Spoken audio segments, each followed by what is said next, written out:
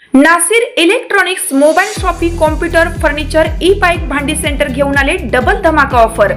कोणतीही वस्तू खरेदी करा फक्त आणि फक्त 999 मध्ये। आधार पे उधार ऑफर।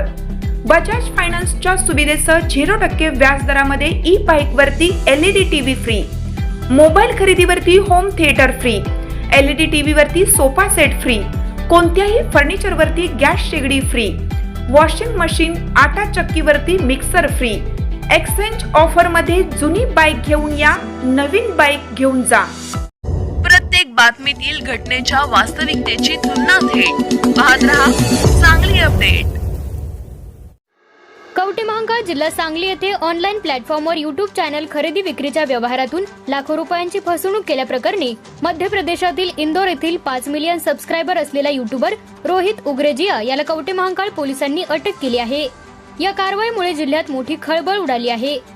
पोलिसांकडून मिळालेल्या माहितीनुसार लंगरपेठ तालुका कवठेमहांकाळ येथील आनंदा एकनाथ सावंत वय वर्ष 34 यांनी संबंधित युट्यूबरचे युट्यूब चॅनल 2,10,000 रुपयांना खरेदी करण्याचा व्यवहार ठरवला होता।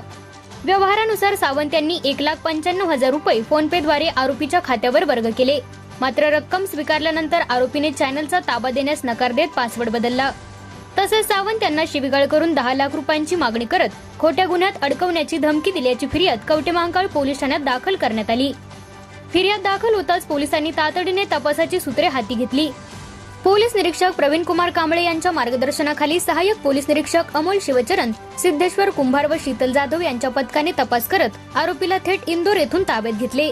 या प्रकरणाची नोंद कवठेमहांकाळ पोलीस ठाण्यात करण्यात आली असून पुढील तपास सहाय्यक पोलीस निरीक्षक अमोल शिवचरण करीत आहेत।